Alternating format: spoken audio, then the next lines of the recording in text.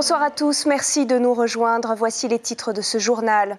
Et à la une de l'actualité ce soir, l'insurmontable chagrin de la famille de Hayley, cette petite fille de 5 ans décédée mercredi soir dans un accident de scooter. Un deuil mêlé de colère. Vous entendrez le témoignage de sa mère. Ils ont voulu montrer aux Australiens que Tahiti pense à eux. Des militants écologistes se sont rassemblés sur le plateau de Taravao cet après-midi, alors que le réchauffement climatique est pointé du doigt pour ces gigantesques incendies. C'est la grand-messe des fonds marins. Le 22e salon de la plongée accueille 17 stands polynésiens à Paris avec, en vedette, les marquises pour une formule culture et plongée qui séduit toujours plus. Et puis vous connaissez sûrement autour de vous un adepte du régime keto, c'est la diète à la mode. Comment ça marche? Est-ce efficace sur le long terme? On tentera d'y voir plus clair. Elle avait 5 ans et un sourire d'ange. Voici le visage de Hayley, décédée mercredi soir dans un accident de la route à Paia alors qu'elle circulait à scooter avec son père.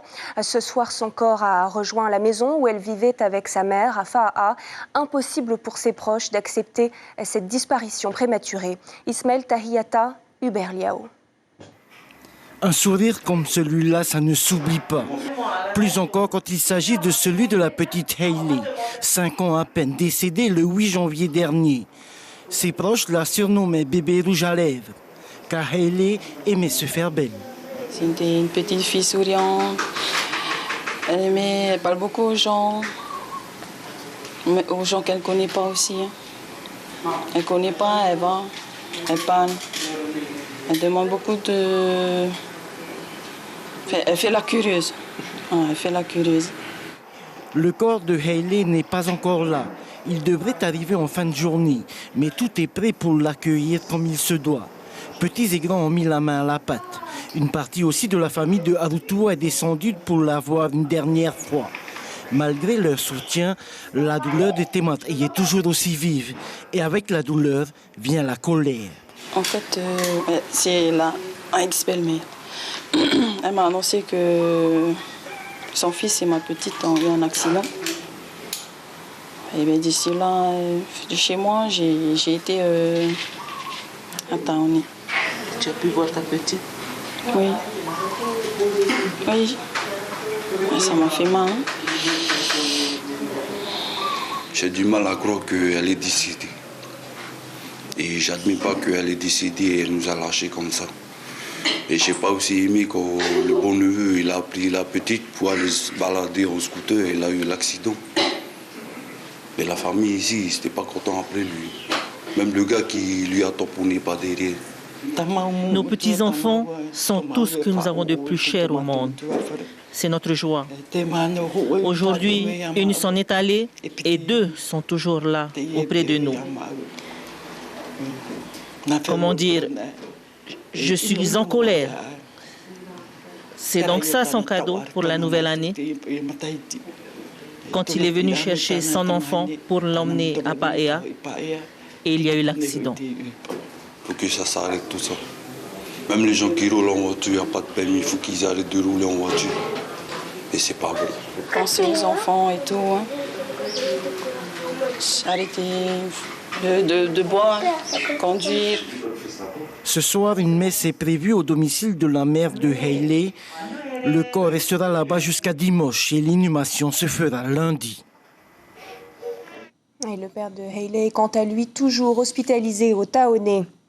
Impossible de fermer les yeux face aux incendies qui ravagent l'Australie. C'est une onde de choc désormais planétaire. Alors une vingtaine de militants écologiques s'étaient donné rendez-vous à Taravao cet après-midi pour montrer leur solidarité avec le peuple australien et alerter sur le rôle du réchauffement climatique. Heidi Yenko, Patrick Ting-Ting.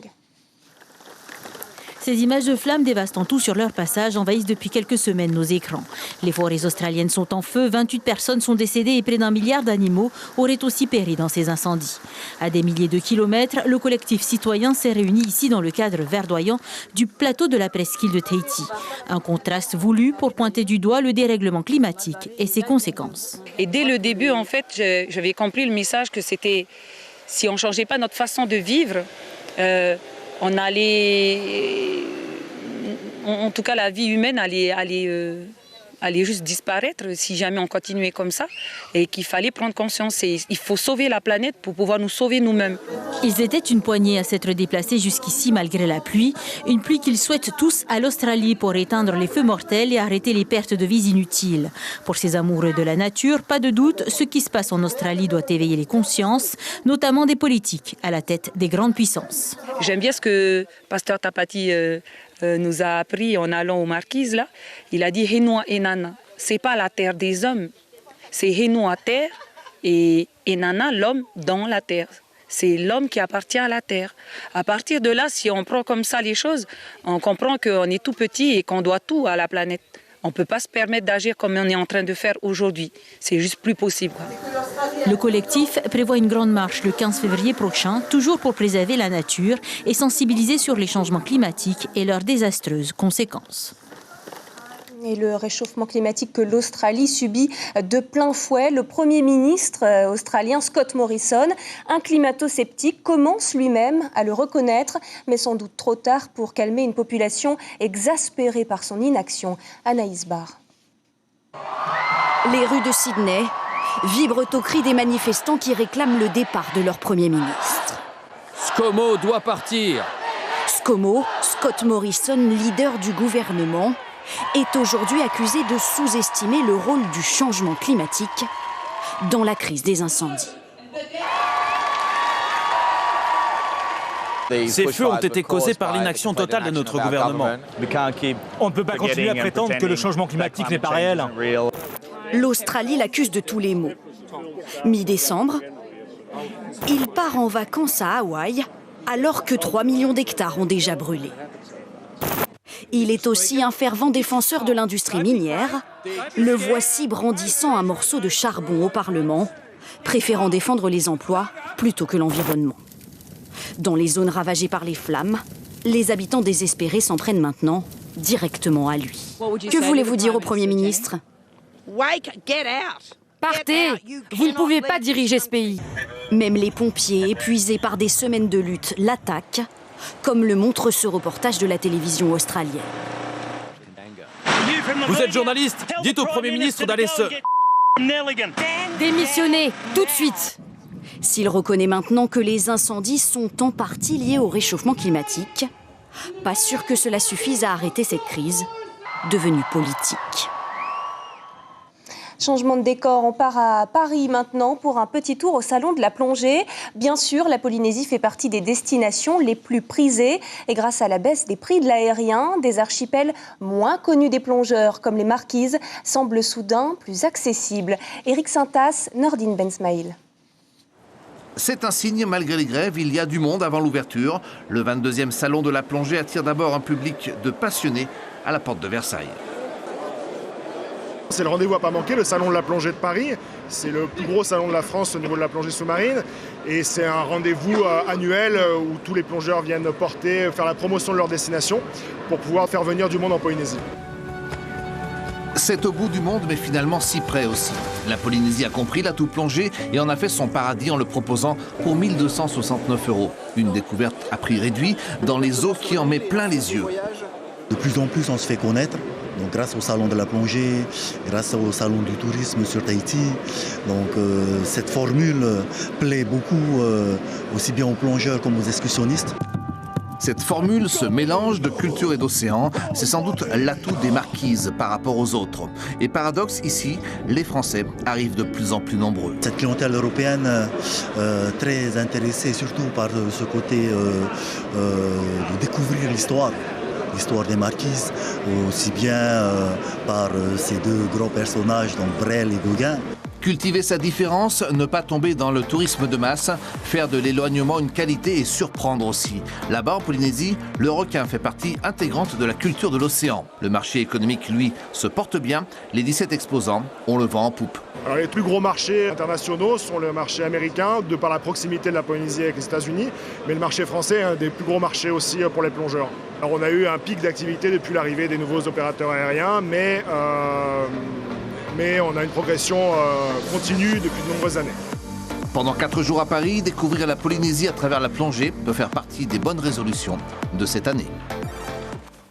Et puisqu'on parle de bonnes résolutions, peut-être avez-vous juré que cette année serait la bonne pour vous débarrasser de quelques kilos superflus. Et peut-être êtes-vous tenté par le régime à la mode, le keto, basé sur la consommation de matières grasses. Ça marche, mais est-ce vraiment bon pour vous? Élément de réponse avec Thierry Stampfler et Patita Savea. En Polynésie, on parle de régime keto. Sommairement résumé, les aliments autorisés sont les matières grasses et protéines, viande, poisson, œufs et certains légumes. Sont interdits tous les aliments qui contiennent des glucides, sucres, fruits, céréales et pain. En fait, il s'agit de mettre son corps dans un état de cétose et les effets sont assez surprenants. Le plus dur au début, c'est d'habituer l'organisme à utiliser nos réserves de graisse comme source d'énergie à la place du sucre. Et c'est très dur. Imaginez, le cerveau sans sucre, il ne fonctionne pas. Après, au bout d'un moment, il s'habitue. Mais on est souvent faible dans la journée. Mais comme c'est un mode de survie, dès qu'on se met en activité et on pousse son corps pour faire quelque chose, tout de suite, il repart. Et là, on a de l'énergie même incroyable. Plus d'énergie que si on prenait du sucre. Mais dès qu'on a fini l'activité et qu'on ralentit, tout de suite, on retombe dans une torpeur, dans une fatigue intense. Roberto, qui est largement dépassé la soixantaine, a utilisé ce régime pendant 1 an pour regagner de la vigueur musculaire, avec des résultats réels, même s'il juge ce régime comme monotone. Il aurait donc tendance à ne pas le conseiller uniquement comme moyen de perdre des kilos. Or, c'est justement cette perte rapide de poids qui attire beaucoup d'adeptes qui en vantent les effets sur les réseaux sociaux. Leslie, elle, considère en tant que professionnelle que les risques de carence nutritionnelle puis de reprise de poids sont rarement évitables. On a quand même toujours cet effet un peu yo-yo qu'on retrouve sur du long terme, parce que finalement, c'est des régimes assez restrictifs, même très restrictifs dans le cas de ce régime, qui peut entraîner déjà des carences nutritionnelles quand ils sont suivis sur du long terme et quand ils sont mal suivis aussi. Et puis, dès qu'on s'écarte un petit peu des aliments autorisés par ce type de diète, eh bien, on se retrouve avec des reprises de poids rapides. Chacun agit à sa guise avec son corps et face à la nourriture. Le débat existe néanmoins entre les partisans du keto qui mettent en avant des résultats visibles et ceux qui en résumé répondent « oubliez les régimes, ils vous font grossir inévitablement ». Sans parler du coût économique, une alimentation à base de protéines, de produits gras et de légumes étant forcément beaucoup plus onéreuse. Allez, mieux que les régimes, l'activité physique. On ouvre une page sportive avec du handball et la suite du championnat fédéral des îles du Vent à Moorea. Les deux seules équipes de l'île, l'AS Tiare 3 et l'AS Temanava, se sont rencontrées hier soir à Afare-Aitu. Et ce sont les filles de l'AS Temanava qui l'emportent 29-14. Au niveau masculin, l'AS Tiare Anani gagne le match sur un score de 49-26. On écoute leur coach au micro de Nohaura Rurua. Un an ou 2 ans que les équipes féminines n'ont pas participé au championnat. Mais bon, c'est la reprise quoi. Et au niveau des garçons, il y a un objectif?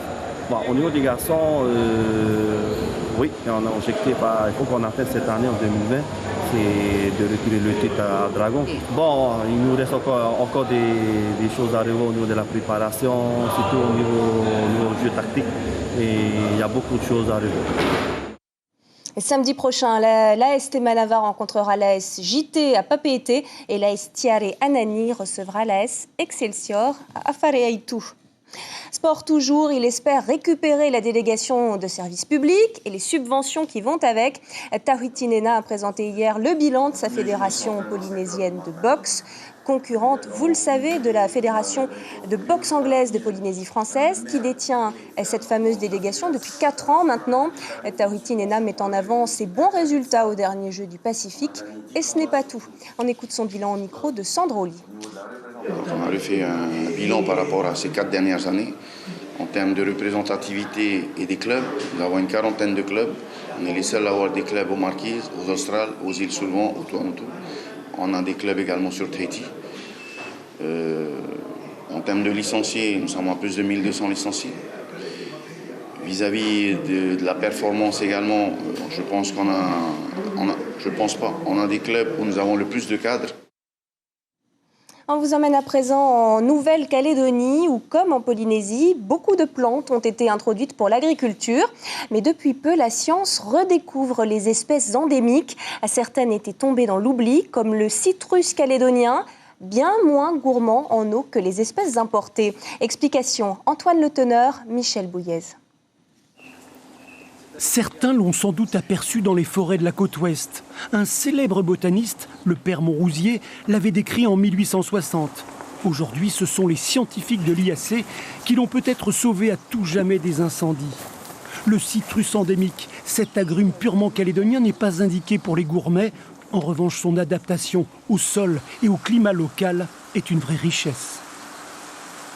Ce sont des plantes qu'on va dire, elles sont intelligentes parce qu'elles ont développé des stratégies d'adaptation aux différentes conditions dans lesquelles on les trouve. Notamment, elles ont des systèmes racinaires très puissants et puis des organes, par exemple ici les feuilles. Les feuilles sont très épaisses pour retenir l'eau et il y a beaucoup moins de feuilles, enfin de surface foliaire par rapport à l'arbre qu'un agrume plus moderne qui serait plus exigeant en eau d'irrigation.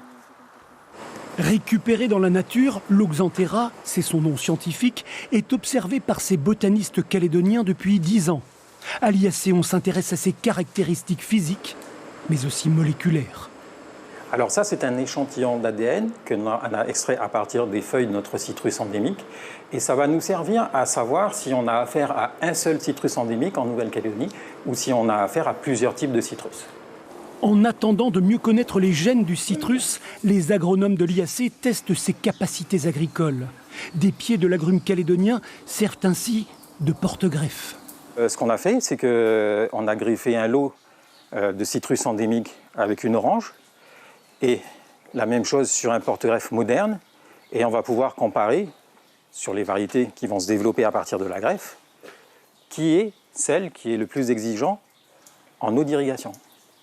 Si le métissage est fécond, l'IAC pourra ainsi propager ce porte-greffe très économe en eau dans tous nos vergers.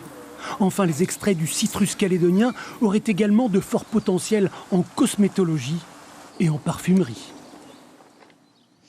Un rappel de l'information principale de ce journal. Une veillée funèbre a lieu en ce moment même à Fa'a pour la petite Hayley, décédée à l'âge de 5 ans d'un accident de scooter. C'était mercredi soir à Paea. Ses obsèques auront lieu lundi. Un peu de lecture pour votre week-end. Tahiti Pacifique est en kiosque et signe pour cette quinzaine une enquête sur le fiasco de l'éolien.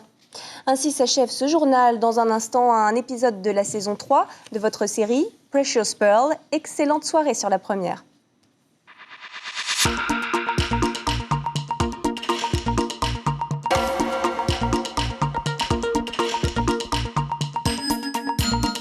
Retrouvez notre journal en replay sur notre site internet.